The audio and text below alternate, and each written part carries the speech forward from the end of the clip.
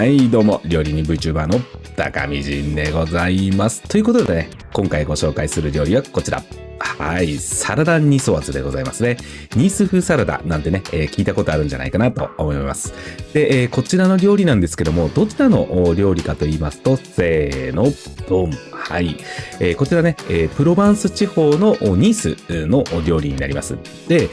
こちらのね、料理なんですけども、ビネグレットは一切使用しません。で、葉物野菜も使いません。じゃあ一体どういうことなのかっていうところで、早速ね、作り方の方を行ってみます。それじゃあ皆さんのグラフィックボードの方をインフィニティにします。じゃあ行きますよ。せーの、ドーン。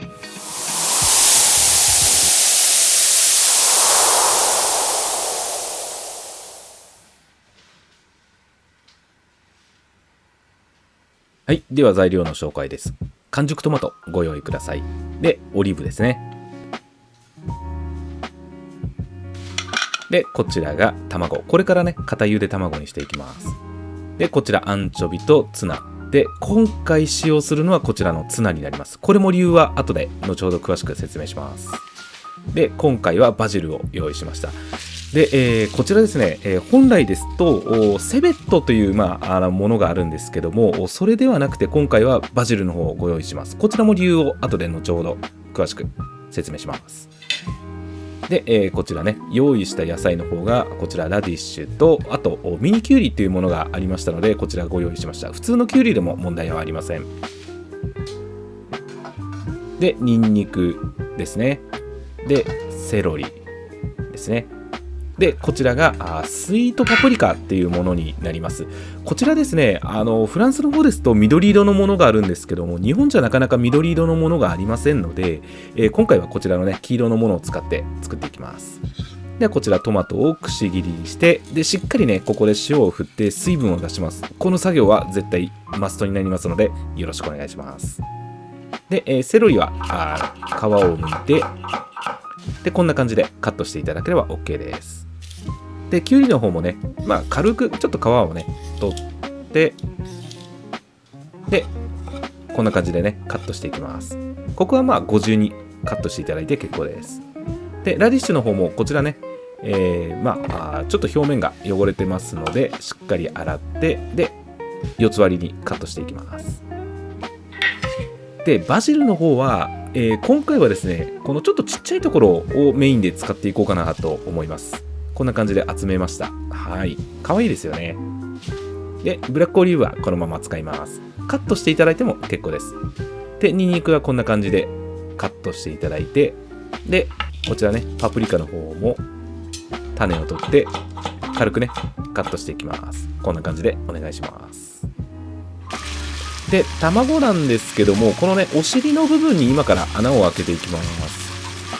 こちらね、プスッと、こんなね、画鋲とか、こういう針のようなもので開けていただければ OK です。専用の器具なんかもあったりしますので、そちらはお任せします。で、お酢を軽くね、入れていただいて、で、卵を12分、沸騰したところから12分入れていきます。で、こちらね、流水に流していただいて、冷まします。で、粗熱が取れたところで、確認していただいて、そうしましたら、お尻の穴のところを、軽く叩いてまず潰します。本当に軽くで大丈夫です。こんな感じですね。で、また頭の方も軽く叩いて、亀裂を入れておきます。こちらも同様にやっておきます。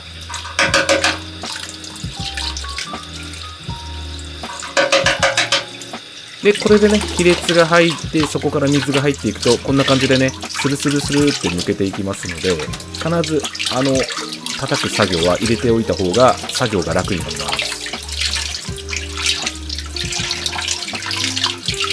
す。こんな感じですね。ツルツルツルって抜けますね。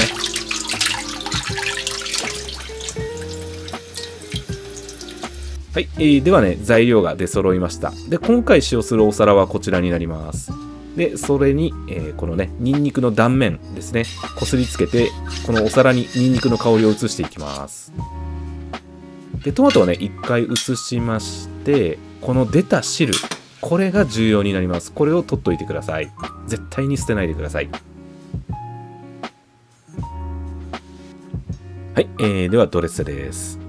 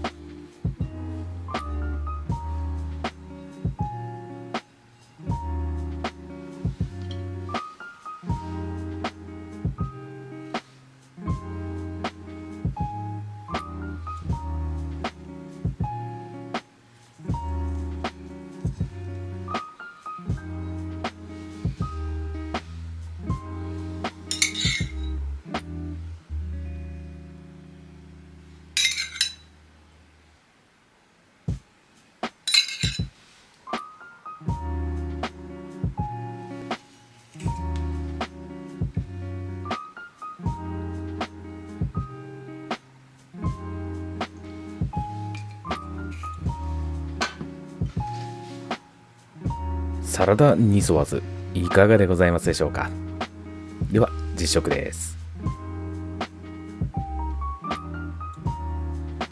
いただきます。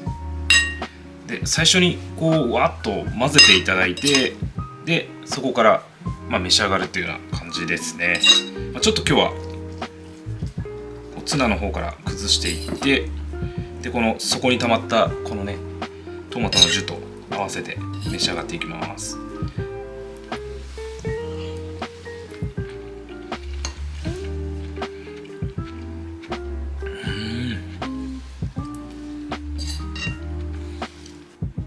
ゴロゴロっとした野菜をダイレクトに楽しむっていうところでは非常に食べ応えバッチリなサラダニソワズですね。黒胡椒はお好みでね、引き立てを楽しんでいただければよりね美味しく召し上がれますのでお試しください。はい、どうもお疲れ様でした。いかがでございますかね。サラダニソワーズでございました。で、ここからはね、専門的なお話をさせていただきたいなと思いますので、お付き合いのほどよろしくお願いいたします。ということで、今回ね、ご紹介しましたこちらのサラダニソワーズ。おそらく、あれちょっと違くねみたいなね、ことを思われた方いらっしゃると思うんですよね。その原因がおそらくあれじゃがいもとインゲン、さやインゲン入んないんですかっていうところなんですけども、今回ご紹介したこのサラダニソワーズはこのニースの伝統的な作り方にのっとった作り方になります。はい。で、そこのね、説明からさせていただきまして、なぜじゃあサラダニソワーズというものが、茹でたじゃがいもとそしてさやいんげんが入ってしまうのか、そしてなぜビネグレットを使うのかなんてね、この歴史的背景のところも後々ねお話しさせていただきたいと思います。で、まずはニースの鉄則からお話をさせていただきたいなと思います。はい。で、まずですね、ニースの鉄則としては加熱野菜は使いません。はい。で、これには絶対的なルールがありまして、まず絶対的に構成されるものは完熟したトマト。もうこれが主役です。で、次に片茹で卵。そして、オリーブですね。この3つは絶対に入ります。はい。で、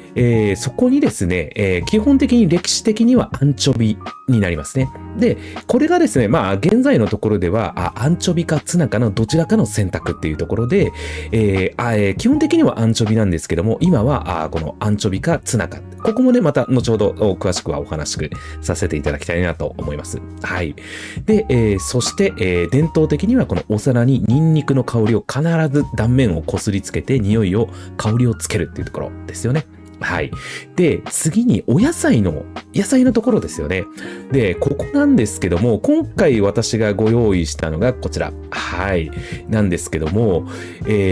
実際のニースの方で、ご用意する野菜っていうのはほぼほぼですね、セベットっていう、小ネギがありまして、で、これがですね、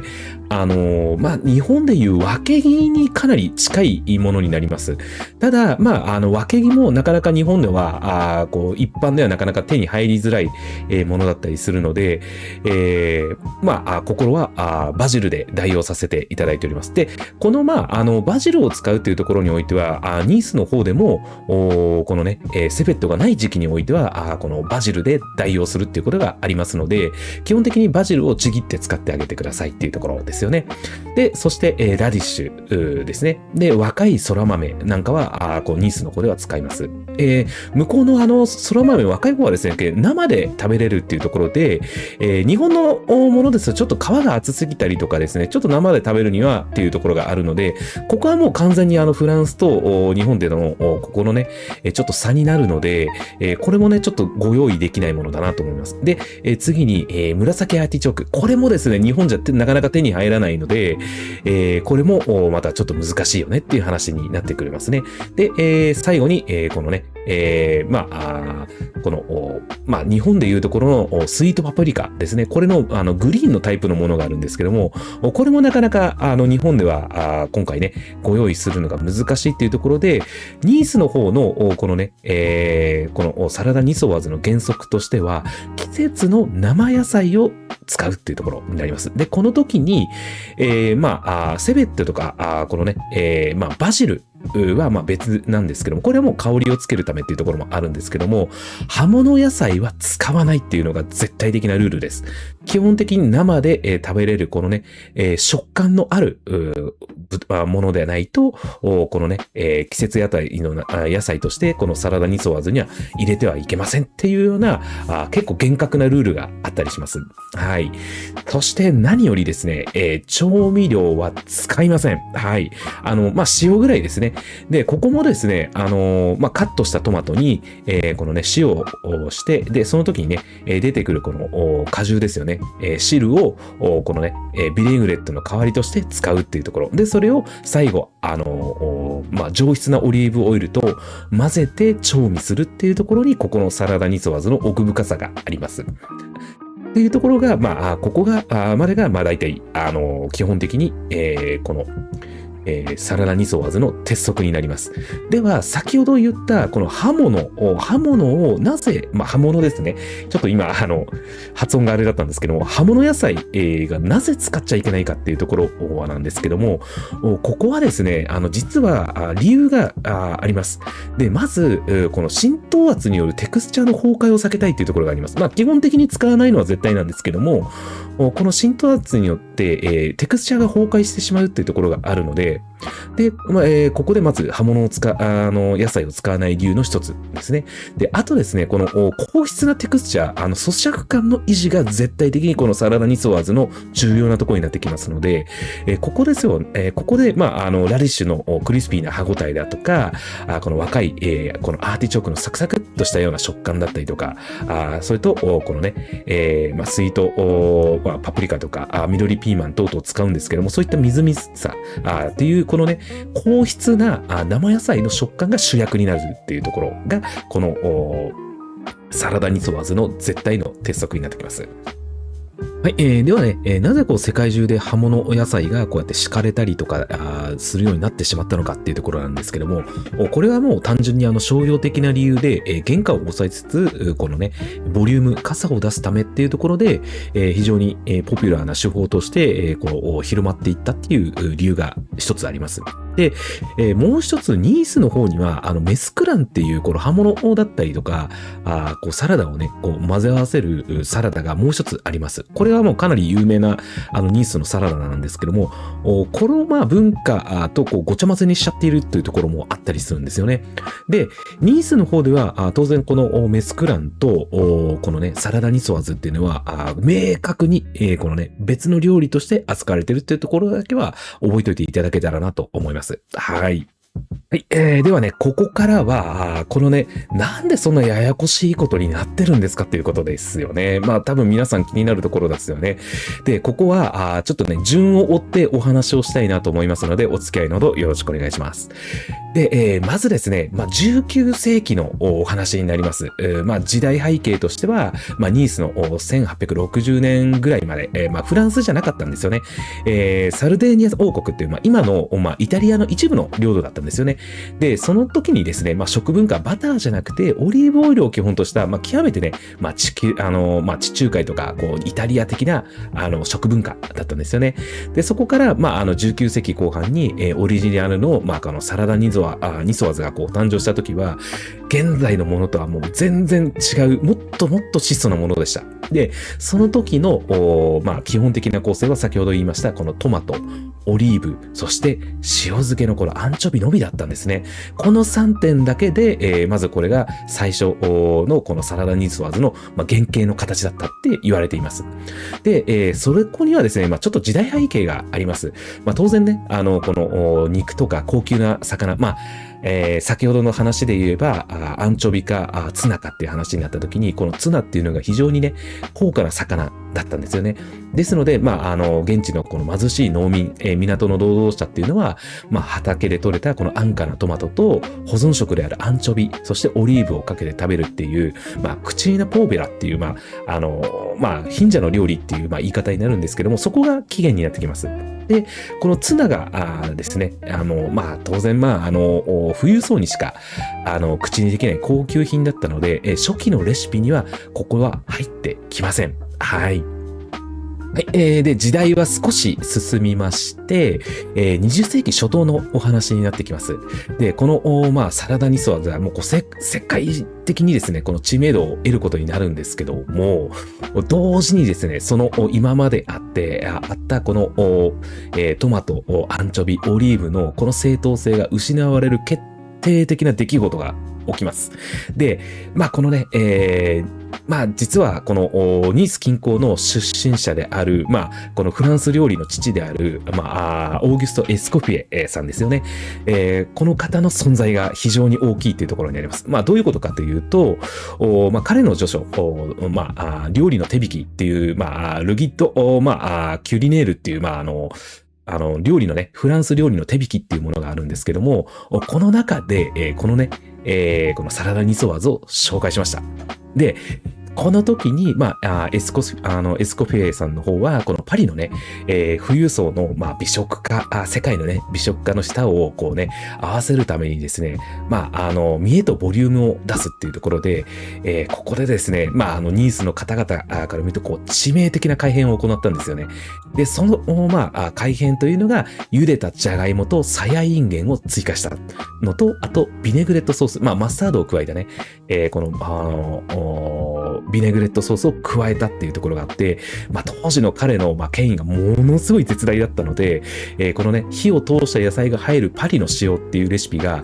このフランス全土に一気に世界中の料理学校へと、このね、標準的な、このサラダニソワーズとして一気に広まったんですね。ここが、実は、サラダニソワーズがもう一つある、このね、茹でたジャガイモとサヤインゲン、加熱した野菜が入る、そしてビネグレットソースが入るっていうところの、実は、二つ目のこのサラダニソワーズができてしまったっていう話になってきます。さあ、ここで大変なのが、ニースが実はここで大反撃をするっていう、流れになってくるんですよね。これが、20世紀後半から、現代にかけてって言い方の方がいいんでしょうかね。になってくるんですけども、自分たちの、そもそものね、このアイデンティティの、この郷土料理が、茹で野菜入りのサラダとして誤って世界にこのね、提供されている現状に、当然ニースの方々は激怒したんですよね。で、我々のこの正当性を取り戻すぞっていう運動が1970年代から本格化したっていうことなんですね。で、その象徴が、ニース所長、元ね、ニース所長の、市長の、ジャック・メドさんっていう、方がいらっしゃって、その方が出版した、ラ・キュイジューヌ・ド・ニソワーズっていう、本があるんですけども、彼は政治家でもありながら料理研究家でもあって、この中でですね、ちょっと、きつい言い方してるなとは思うんですけども、エスコフィエさんに対して、ニースに対する裏切りだって、痛烈に批判したんですよね。で、そこで彼は、やはりそのニースのこのサラダニソワーズを守るために、卵以外の加熱したものは、もう野菜はもう一切入れないっていうのと、ツナとアンチョビは決して混ぜてはいけないっていう、このね、決定的な定義を、もうドーンとね、絶対的な掟として、文化にしていったっていうところですね。で、そこにさらにですね、1998年にニースの伝統料理を保護する団体として、ラ・カポリーナ・ドールっていう、団体が設立されて、この厳格なルールを守っていきましょう。で、このね、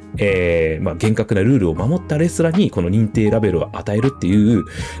かなりね、徹底した保護活動っていうか、ルール作りをしているっていうのが、実はこのサラダニソワーズの実は大きな歴史の流れになってきますね。はい、以上がね、サラダニソワーズのお話でございました。まさにですね、今の時期、このね、サラダニソワーズは美味しい時期になってきますよね。で、確かに、このフランスと同じような食材を揃えるっていうのはかなり難しいと思います。ただ、トマト、片茹で卵、オリーブなんて、はね、非常に手に入りやすいですし、ツナにしてもアンチョビにしてもどちらも手に入りやすい。そしてバジルも手に入りやすいっていうことで、あとは加える野菜としては生で食べられる野菜をチョイスしていただいて、でね、美味しく、このね、完熟トマトからジュを取っていただいて、そこをね、回しかけて、そして、なんといっても上質なオリーブオイルをたっぷりかけて食べていただければ、最高のね、夏を感じるサラダにはなるんじゃないですかね。はい。はい、そしてね、いつも皆さんからの熱いハイプでの応援、そして、高評価、チャンネル登録、いつもありがとうございます。そしてコメントの方もね、いつもありがとうございます。本当に皆さんもう熱い方々が多いので、私もね、その熱に、やられて、熱く私も返信したりしてね、楽しくやらせていただいております。もう本当ね、皆さんのレベルマジで高いっすよね。びっくりするんですよね、いつも。いやー、本当皆さん気づきすごいですよね。私も、なるほどなっていうところは、言われてみて、なるほどなってすごい思うところがあって、逆に私の方がすごい勉強させられたりとか、私もね、だからそうなのかなんてね、気づかせていただいたりとかっていうところで、やっぱりこういったね、コメントでの交流っていうのは非常に、私も面白いなと思って、新しいなんか自分の境地に行ってるような感じがするなっていう気にね、はなっています。はい。引き続きね、皆様からの熱いコメント、そして、ハイプでの応援、高評価、チャンネル登録、よろしくお願いいたします。それではね、また次の動画でお会いしましょう。またね。バイバイ。